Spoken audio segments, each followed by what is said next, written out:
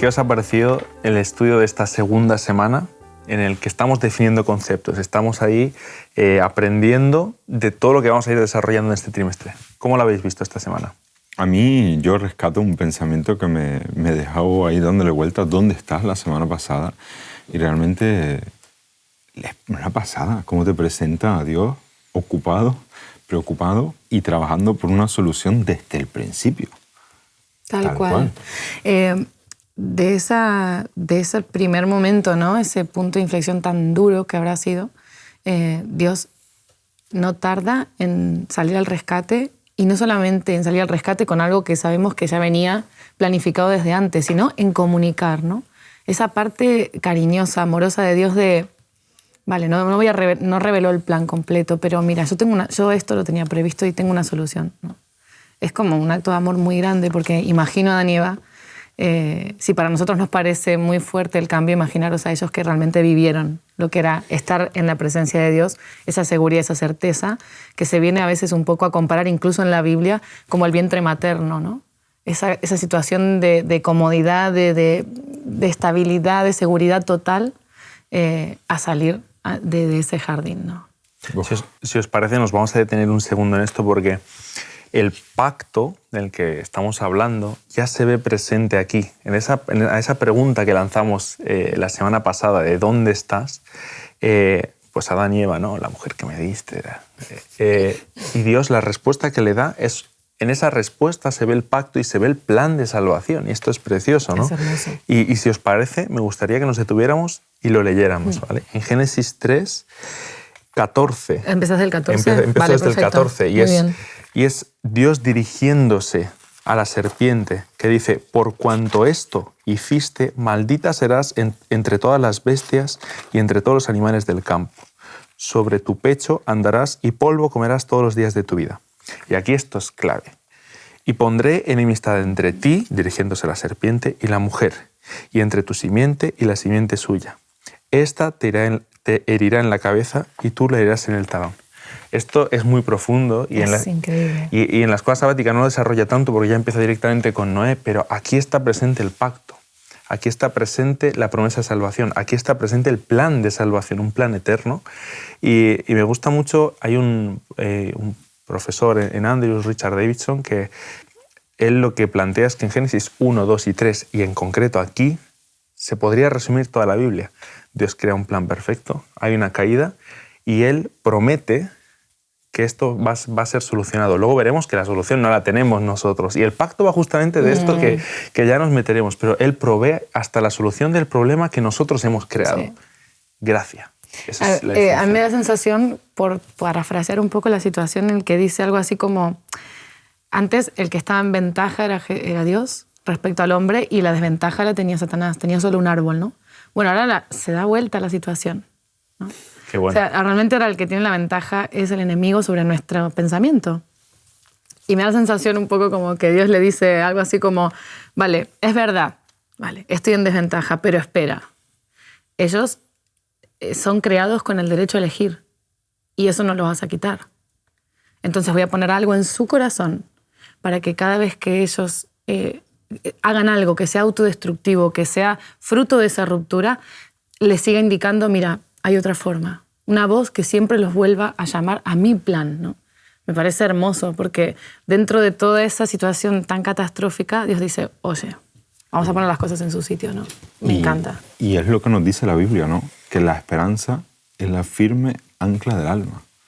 Es decir, esa esperanza realmente albergada en el corazón. Y fíjate que lo que dice Cristian aquí en este contexto, cómo esto está vinculado con dolor, ¿no? También por parte de este Mesías prometido, que sin lugar a dudas Adán y Eva se creían que se cumplía ya directamente con en el su primer hijo. ¿Sí? Pero hay dolor, es decir, no solo que hay dolor por parte de Satanás, que claro, le pisa la cabeza, pero también este le hiere en el talón. Es decir, no hay solución de esto sin dolor. Y ahí me acuerdo que Julián Martín, un día estábamos en una acampada de supervivencia y estábamos hablando un poco sobre el tema del dolor y él me decía: Dante, ¿sabes qué? el sufrimiento es la consecuencia de una persona que no está dispuesta a aceptar el dolor. Ujú. Y eso siempre se me quedó, ¿no? Empezamos a sufrir las consecuencias de lo que ha pasado, que es lo que estamos hablando, porque no estamos dispuestos a aceptar el dolor que conlleva tanto a Dios como lo que tú dijiste, tú también, Cristian.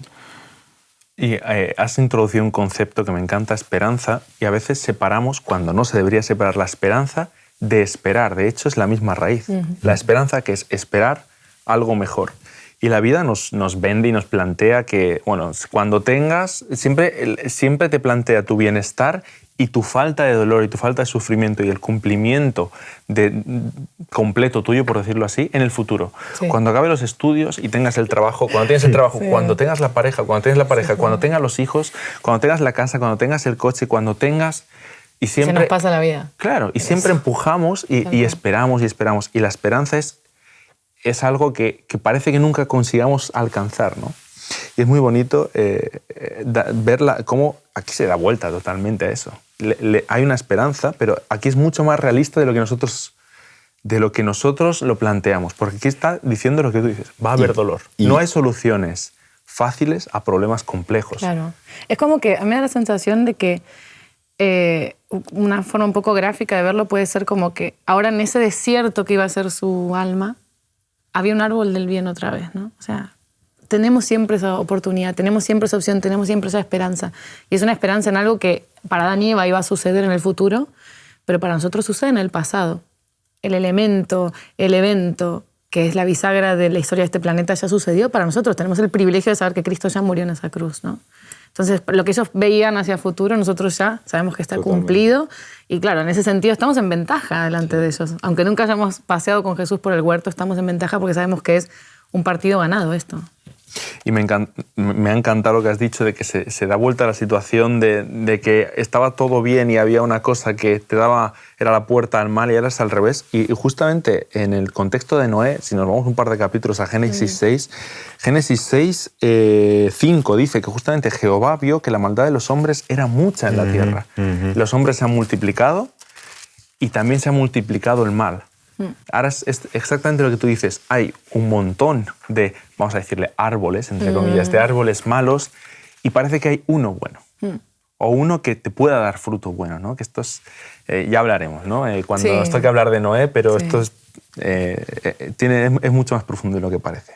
No, está muy bien porque la situación que ellos vivieron, a partir de ahí yo pienso que además de estar cargada de culpa, porque el enemigo es una cosa que utiliza un montón, la culpa, ¿no? Además de estar cargada de culpa, realmente los sentimientos que afloraron solamente por cortar esa relación empezaron a ser negativos, ¿no? Y él les da esa idea en poner enemistad entre nosotros y la serpiente, como diciendo, a pesar de que todos esos sentimientos negativos te abrumen, te cojan, sigue habiendo enemistad, sigue habiendo una enemistad. No estás totalmente a su servicio, no estás totalmente bajo su dominio. Acuérdate que sigue habiendo una enemistad que yo puse en ti, ¿no? Y me parece como... De hecho, es una cosa a la que yo me he aferrado muchas veces en mi vida, este versículo, ¿no? Cuando uno como cristiano a veces coge una idea de frustración sobre una cosa que querés cambiar o que no te apetece, no te gusta de vos mismo, decir, Señor, si pusiste enemistad, ven y haz eso patente, ¿no? En mi vida. Y fíjate que antes del capítulo 6 hay una pequeña frase clave que siempre me ha llamado la atención. En el 4:26, al final, justamente al final, fíjate lo que pone ahí, aquí lo dice en mi versión, dice que desde ese entonces comenzaron a invocar el nombre del Señor, con lo que tú estás diciendo, ¿no? Es como que siempre hubo ese grupo de gente que, wow, ¿qué está pasando? ¿Qué nos está pasando? ¿No? Quiero Esa comer de pregunta. ese árbol. Y en este contexto, que los tres estamos en una relación estable y conocemos a muchas personas, y yo creo que todos alguna vez nos habremos hecho la pregunta, ¿qué nos está pasando? Nosotros no queremos esto, pero es como que nos arrastra, ¿no? Pablo, ¿Hay alguna ¿no? manera? El bien que Sí, quiero sí. hacer no Sí, sí. hago, y hago el mal que no Sí. quiero, ¿y quién me No, librará de esto? ¿no? Totalmente, es decir, Tal es cual. innegable. Yo muchas Tal veces cual. cuando hablo con las personas, yo que claro, no Que no hablas tengo... casi con las personas. Sí, no suele hablar mucho. No. Bueno, yo llevo, lo decía en el tema de, yo llevo 11 años en la iglesia, que tampoco es tanto, son 11 años, pero sí, Y claro, todavía tengo contacto con mis amigos de fuera y les digo, oye, es que muchas veces se rechaza el poder hablar de Dios desde un diálogo objetivo. Es como que hay mucha puerta cerrada. Porque claro, hay gente que no ve en Génesis como, es que Dios no se demuestra a sí mismo en Génesis. Digo, oye, es que esto está escrito para creyentes. Y digo, es que el problema está en que cuando hablamos de Dios hay mucho escepticismo. Pero si hablamos sobre la existencia del mal, nadie te lo va a negar. Y nos enfocamos justamente en eso, en lo negativo. Lo negativo sí existe, pero lo bueno no. Sí. Pues sí. Claro, nosotros vamos muchas veces con nuestra perspectiva, nuestra mentalidad grecorromana del siglo XXI, estamos en 2021 además, pues vamos y leemos la Biblia y es como, pero es que Dios no me explica su existencia en Génesis y es como que le estás pidiendo peras al olmo, ¿no? Sí. Y en la medida en la que cualquiera de esas cosas se puede aplicar en tu vida después de tantos años, te indica que tiene una trascendencia muy importante y te indica que hay algo vivo atrás de estas palabras, ¿no? Y en ese contexto conecta con lo que dice Cristian de Génesis 6, ¿no? Y que la maldad se multiplica. La gente se centra en lo malo, mira qué tal, qué tal. Claro. Me encanta en el camino a Cristo, justamente hay una frase que se me ha quedado grabada, no me la sé palabra con palabra, pero dice que cualquier persona, por poco preparada que esté, incluso un niño puede descubrir las verdades y las perlas eternas que hay en este libro. Pero otras personas se acercan con su vehemencia, ¿no? Y con su sabiduría a este libro y lo encuentran como un libro cualquiera, como un libro más. La idea de que Jesús, de que seamos como niños, es importantísima. Ya lo hablaremos más adelante, pero realmente es muy importante. Primero porque nos sitúa en el papel de hijos, que es súper hermoso y humilde, es un papel humilde, ¿no? En el cual yo voy a recibir algo de mi padre. Pero es que tiene mucha profundidad porque constantemente la Biblia nos llama a tener esa... Es incomprensible para nuestra mente la enormidad del amor de Dios, pero Él lo hace sencillo para que lo podamos entender nosotros y realmente un niño pequeño. Es increíble. Me encanta que has hablado de que nosotros somos hijos de Dios y es otra forma de ver el pacto. El pacto, hablamos y lo mencionamos la semana pasada, que el pacto puede ser como una relación matrimonial y es una buena forma de ver un pacto, la relación que hay entre un esposo y una esposa, pero también el pacto es como una relación con un padre e hijo.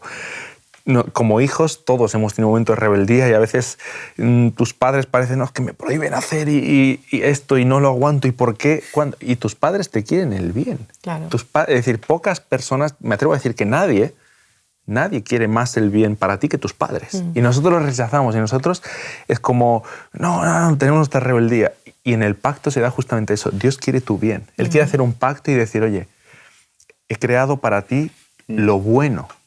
Yo lo que quiero para ti es lo bueno. Todo lo que te digo es bueno. Bueno en gran manera, volviendo al relato de Génesis. Y lo que tú dices, Cristian, es curioso, ¿no? Y cogemos lo malo, perdón, ya está. No, porque lo que dijiste varias veces ahora, el tema del pacto y es que con Noé, en el contexto de Noé, es la primera vez que aparece el tema del pacto. Sí, la palabra. Y ahí es donde yo, escuchándote así, bueno, a los dos así un poco me venía a la mente, ¿no?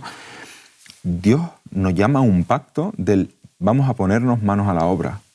En el contexto de Moisés, ¿no? Oye, ¿te has dado cuenta del problema? Muchas veces yo en mis oraciones, ¿no? De ver pues cosas en la iglesia en las que me he sentido yo mismo.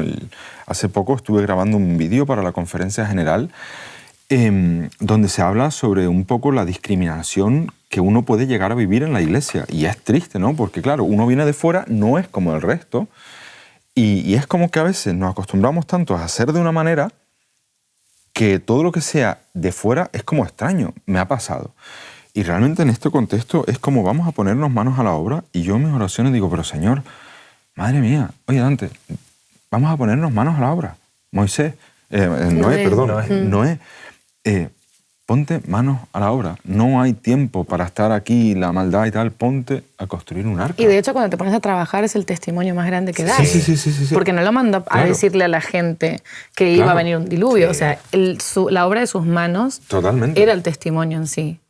¿Cuál es el nuestro? Pongámonos a trabajar. ¿En qué estamos trabajando? Sí. ¿Qué estamos haciendo con nuestras manos para que eso sea testimonio para otro? Porque a veces vamos mucho siempre con la palabra, tratando de convencer y la fe es algo intransferible. Greco-romana. Tal cual. Te voy a convencer con argumentos. Sí. Sí. Pero los argumentos no transforman la vida de una persona. No. Las experiencias transforman más que los argumentos, pero seguimos insistiendo en argumentos. Sí. Y has dicho que Noé pues, fue llamado a hacer, pero es que Abraham también fue llamado a hacer. Y no solo Abraham, Moisés, y luego veremos que todas las personas que Dios llaman, que muchos no están preparados, de hecho, Él no llama gente preparada, sino que llama gente que esté dispuesta a depender de Él. Tal cual. Y en la escuela sabática ya lo veremos, ya hablaremos mucho más de Abraham, pero justamente eso, lo llama siendo una persona mayor y le dice, bueno, te haré una nación, y eso parece que no nos cuadre, parece que no sea factible. Y es que y en la escuela sabática se presenta esto y me encanta. Hay como 3 elementos que se dan en el pacto, y en todos los pactos que hemos mencionado, tanto matrimonial como padre e hijo, se dan. Hay una promesa que se hace, pero hay un compromiso que es algo más que la promesa. La promesa es, bueno, nos ponemos de acuerdo, Dante, nos vamos a dar la mano y yo te propongo esto y tú lo otro. Yo te prometo que lo haré, tú me prometes que lo harás. Hay unas condiciones, pero esas condiciones si se rompen. Claro, es todo un tema. Claro, hay un compromiso que no se puede romper. Hay un compromiso que va más allá. Nos comprometemos a qué. Vale, te prometo que conseguiremos esto. Vale, un compromiso. ¿Qué vamos a hacer para conseguir esto? Y luego hay un medio, ¿no?, a través del cual hacerlo, y en el contexto bíblico ese medio es Cristo. Porque nos estamos adelantando, pero el pacto constantemente es nosotros tratando de cumplir nuestra parte del pacto, pero no lo conseguimos. Una y otra vez, no lo conseguimos. Y Dios provee incluso a aquel que va a conseguir hacer nuestra parte del pacto. Claro, la materialización de la enemistad es Jesús. Sí. La materialización de cada una de las formas en las que se expresa ese pacto, porque a veces pensamos, el pacto con Noé, el pacto con Abraham, es lo mismo. Está es el mismo pacto. Explicado de una forma u otra según la necesidad, la persona, la circunstancia. De hecho, hay una película que a mí me parece muy interesante, que es la película de La cabaña, no sé si la habéis visto. No. Bueno, en esa película Dios se presenta, tiene un encuentro directo, pasa un fin de semana con la deidad. Chocante, pero buenísimo. Es muy interesante. No quiere decir que sea teológicamente correcta en todo, pero la idea me pareció muy, muy interesante. Y Dios se le presenta en forma diferente según la necesidad que tenía esa misma persona a medida que iba conociéndolo cada vez más. Y fíjate que hay una Entonces, frase ¿cómo que puede dice, ser tan didáctico Dios de decir, al principio a este personaje se le aparece como una mujer, porque él tenía un conflicto muy grande con su padre y no lo iba a poder recibir si él se le aparecía como un hombre? Y dices tú lo ves así y al principio dices, qué chocante, Dios es una mujer. Y después te vas a la Biblia y además de que Dios muchas veces se presenta con figuras muy femeninas, que me parece hermoso y a veces poco sacado, ¿no?, a la luz, ves que se presenta este pacto, este compromiso de relacionarse a cada uno según su necesidad, ¿no? Lo expresa de una forma diferente, te acerca de una forma distinta y lo vuelvo a traer a nosotros hoy. Cuando yo me acerco a alguien, me acerco desde mis conocimientos bíblicos, me acerco desde mis doctrinas o las cosas que yo entendí en la Biblia que están bien, o me acerco según la necesidad de la otra persona. Ahí es donde yo creo que es importante que seamos uno en propósito, ¿no? Pero no que todos seamos uno en apariencia. Lo digo en el contexto de lo que decía antes, ¿no?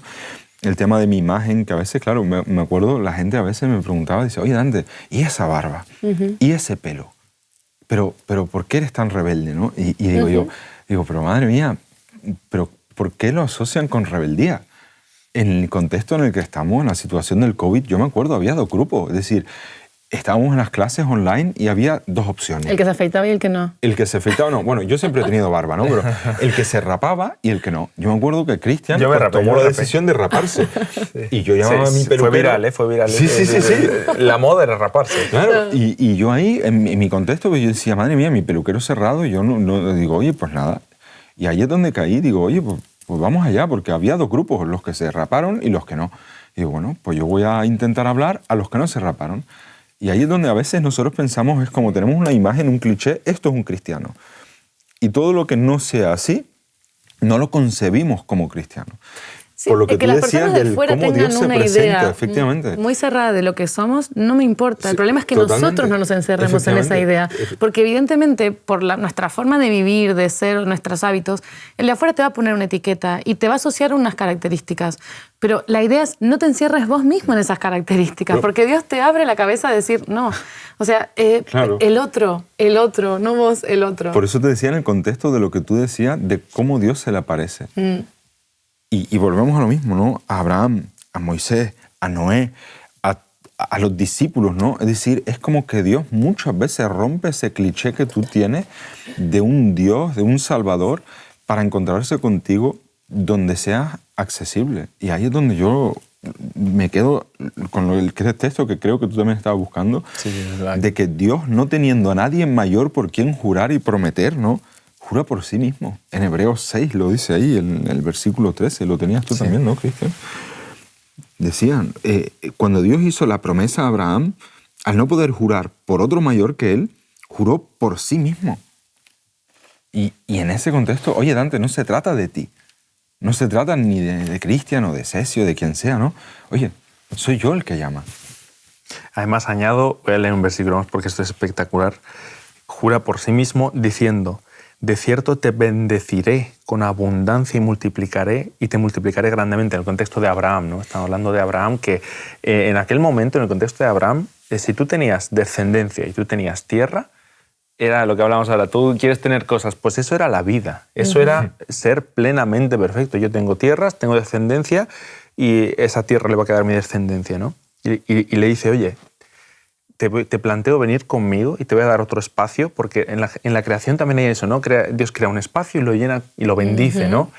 Y Abraham justamente le dice, mira, ven, te voy a dar este espacio, esta tierra es tuya, es para ti. Y te voy a ayudar a que la llenes, a que tengas descendencia, a que ese espacio sea bendecido, ¿no? Es muy bonita esta imagen. Y sin embargo, en el contexto de la conversación un poco, que es verdad que tal vez se sale un poco del enfoque de la escuela sabática, pero volvemos, a vista de los demás, Abraham era un pirado. Dice, pero ¿cómo es que la promesa se cumple en tu vida? ¿Dónde está tu hijo? Sí. Además, imagínate tener que ir con ese nombre por ahí. Yo lo pensaba. Que a mí me pasa a veces, trabajo en un sitio en el cual a veces tengo que pedirle los datos a la persona y hay sobre todo ciertos apellidos que a la persona a veces le da vergüenza decir porque se corresponde con alguna palabra malsonante o a veces se parece... dos apellidos que hacen un chiste. Claro, entonces, veo a la persona, siempre le veo ese gesto y cuando yo lo apunto, también lo apunto como intentando ser muy respetuosa, pero entiendo que la persona, quizá de pequeño me imagino, yo pienso siempre, ¿cómo habrán tenido a esa pobre criatura de pequeño en el colegio con esto, ¿no? Claro, pero es que en cierta forma Dios pone en esa situación a Abraham de tener que ir a decirle a todo el mundo que era el padre de naciones, él y su mujer, ¿no? Sí. Entonces, qué curioso. Tiene sentido del humor, Dios. Sí, es un poco así como, bueno, el arca de Noé viene a ser Abraham sin hijos llamándose padre de naciones. O sea, el testimonio de él era ir por ahí llamándose padre de naciones sin tener ni un hijo. Pero eso no deja de ser el testimonio de, pero ¿cómo padre de naciones? Sí, porque Dios me cambió el nombre y porque voy a tener una descendencia multitudinaria, ¿no? Pero en ese contexto, fíjate, ¿no? En Gálatas 3, 6 al 9, me parece, así Abraham creyó a Dios y eso le fue contado por justicia. Claro que sí. Es decir, dentro de esa locura, de ese, pero Señor, tú me estás hablando. Y yo muchas veces lo hablo, yo que soy el novato en la iglesia, porque lo que te digo, 11 años no son mucho. Yo a veces lo digo, oye, nosotros al principio éramos una iglesia carismática y hemos llegado al punto de rechazar tanto lo que es carismático, es como no, porque lo asociamos con cosas que no son. Y yo creo en una iglesia que funciona por dones, que se deja llevar por el Espíritu, pero claro, el llamado está ahí. Nuestra respuesta es la que hace falta en este sentido. ¿Cómo respondemos? Abraham creyó a Dios. Eso le fue contado por justicia. En el contexto de la escuela sabática, eso es la salvación por fe, no por obra, que es a donde vamos a ir construyendo, pero claro. Claro, esto ya lo tocaremos, pero la salvación es por fe, es por gracia. Gracia siempre es darte más de lo que mereces. Y si nos ponemos a hablar desde un plano lógico, ¿por qué Abraham merecería tener una descendencia abundante? ¿Por qué Noé era la persona? ¿Por qué es lo mismo? No es que fueran los mejores, no es que fuera la persona, porque la persona y el mejor solo hay uno y es Cristo, ¿no? Y el pacto en Gálatas 3 dice literalmente que el pacto con Abraham fue ratificado para que viniera alguien a cumplir ese pacto, Cristo. Es verdad que hay una promesa para el futuro. Pero ese pacto del que estábamos hablando con Abraham, con Noé, siempre tiene un componente y es que parece imposible de cumplir. Y es imposible de cumplir. Lógicamente, Abraham, con 90 y pico años, con Sara, que parecía que era estéril y tú le prometes una gran nación. ¿Cómo se cumple ese pacto en las vidas de estas personas y en nuestra vida? Por fe. Dios nos da lo que no merecemos y nosotros tenemos que creerlo y aceptarlo. Y eso nos va a llevar inevitablemente, o debería llevarnos inevitablemente, a depender de Él, a obedecerle en el sentido de decir, no lo veo claro lo que me dices, pero lo acepto. Claro. No veo claro que tú me estés planteando algo que sea lógico en mi vida, pero lo acepto. Yo tengo a veces un estudio con algún pastor en el que hablábamos el tema de que parece que en nuestra sociedad, nosotros como cristianos a veces tengamos la mente nublada ante, digamos, como que no somos sensibles, no nos damos cuenta de la necesidad. Entonces Dios en estas situaciones que tú ves claramente, decís, claro, se lo da al que más necesitaba eso, se lo da al que sabe que por sí mismo no lo iba a poder hacer, se lo da al más débil, porque en nuestra debilidad se fortalece su poder. Bueno. Cuando Dios da algo, un don, a veces hablamos de los dones, los talentos, tal y cual, ¿no? Y hace mucho tiempo yo entendí que el don es el único don que uno puede tener es una cosa que cada vez que salga a la luz, tú sepas que no es tuyo. Mira, esto creo que es buenísimo y podemos acabar con eso. Es una pregunta que dejo para todos los que estudian la escuela sabática y que sería muy interesante que reflexionáramos. ¿Cuál es tu debilidad? ¿En qué cosas no estás siendo firme? ¿No eres fuerte porque no puedes simplemente? Porque lo has intentado y has fallado antes. Ponlo en manos de Dios porque seguramente Dios, si tú lo pones a tu disposición, si tú dependes de Él, si tú te acercas a Él, si tú haces un pacto con Dios, Él cogerá esa debilidad y la convertirá en una fortaleza. Como iglesia y como miembros de la iglesia deberíamos buscar y ver cuál es nuestra debilidad. Pues esta debilidad la voy a poner en manos de Dios. Pues la semana que viene estudiaremos y nos meteremos más a fondo con Noé porque esto se ve en Noé. Te invitamos a tener una experiencia más allá del sábado, convirtiendo tu unidad de acción en una iglesia hogar, en donde la Biblia, la oración intercesora, la fraternidad y la testificación sean vuestro estilo de vida. Así experimentaremos un poder renovador en la iglesia y en el cumplimiento de la misión.